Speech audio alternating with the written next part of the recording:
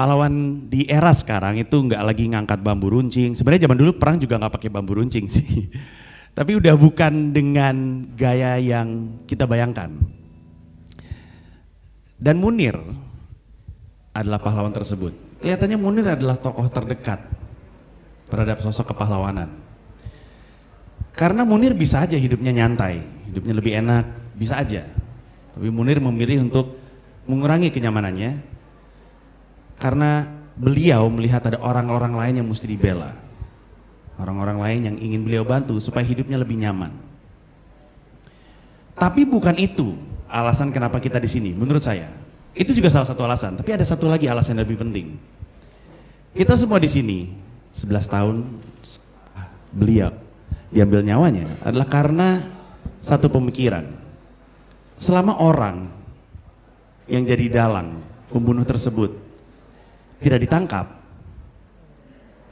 Ingat, saya pikir saya menggunakan kata ditangkap ya, bukan tidak ketahuan, karena sebenarnya kita sih tahu ya. Tapi ya reka-reka aja dulu. Selama orang yang jadi dalang pembunuhan tersebut tidak ditangkap, selama dalang yang membungkam mulut beliau tidak ditangkap, selama itu juga nyawa kita terancam setiap kali kita bicara kebenaran. Bisa kebayang nggak?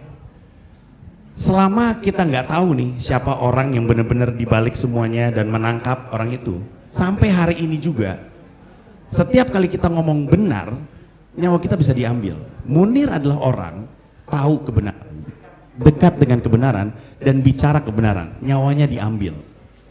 Yang nyuruh nggak ketahuan. Tidakkah aneh rasanya tinggal di sebuah negara yang nyaman ini, tapi ngomong dengan benar masih membuat nyawa kita hilang dan kita tidak bisa berharap pembunuh itu ditangkap.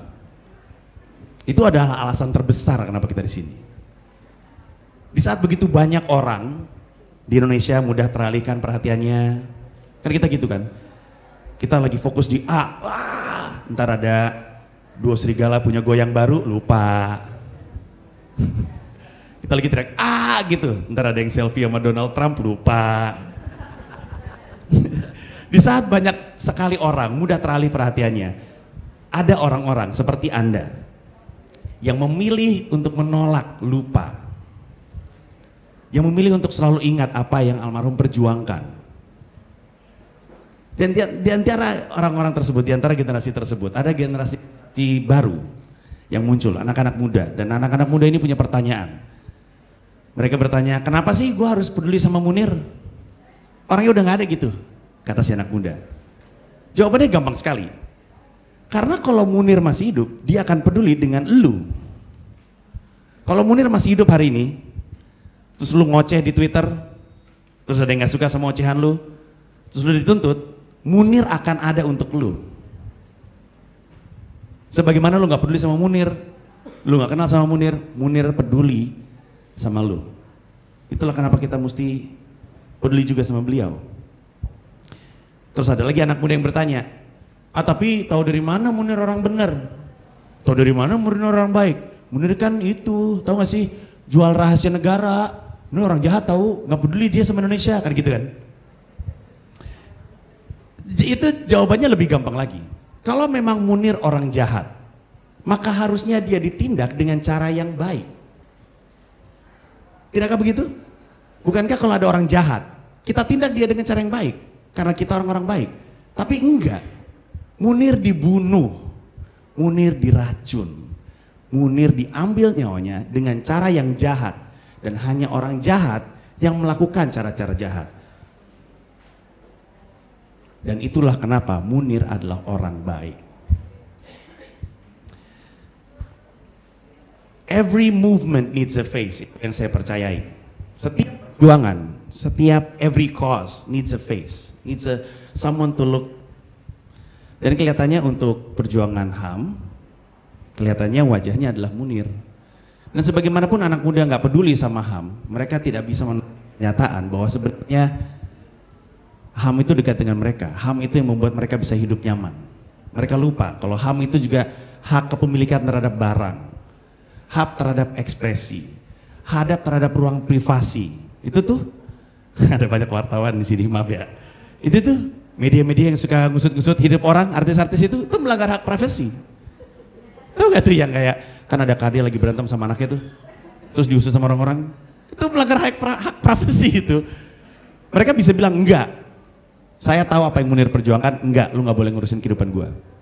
Anak-anak muda yang senang berekspresi, itu hak asasi mereka. Saya kemarin cerita di sebuah acara, saya bilang, kalau kita gak peduli HAM, kita bisa tiba-tiba dipimpin sama orang yang begitu ekstrimnya, sehingga semua orang dilarang untuk berekspresi. Ada sebuah negara, saya nggak usah sebut negaranya ya, pokoknya dia di utaranya Korea. Di negara itu, semua cowok rambutnya harus kayak Kim Jong Un. Dan rambutnya tuh nggak bagus-bagus amat. Cuman plek gitu, sini rambut tuh sisanya nggak ada gitu. Pokoknya lawas lah. Kenapa? Karena rambut lain ke barat-baratan menurut Kim Jong Un. Bayangin Anda nggak peduli HAM, bayangin anak muda nggak peduli HAM, suatu hari kita dipimpin orang yang serupa. Kim Jong Wo. Kan males, rambutnya harus kayak gitu, sebenarnya nggak ada yang mau kayak gitu. Itulah kenapa kita berdiri di sini, itulah kenapa apa yang diperjuangkan harus dilanjutkan kepada anak-anak muda. Itulah kenapa kita harus selalu ngomong sama semuanya, sama generasi di bawah kita, sama anak-anak kita, bahwa ini penting.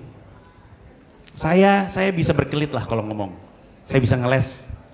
Tapi gimana dengan anak saya? Gimana dengan anak Anda?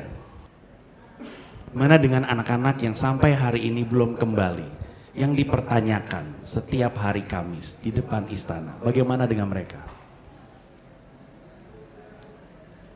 Selama kita terus mengingat apa yang Munir perjuangkan, selama itulah juga kita belum kalah. Ayah saya seorang karateka, dia bawa karate ke Indonesia dari Jepang. Nasihat dia tentang berantem tuh sederhana. Mas Panji, selama kamu tidak berhenti memukul, maka kamu belum kalah.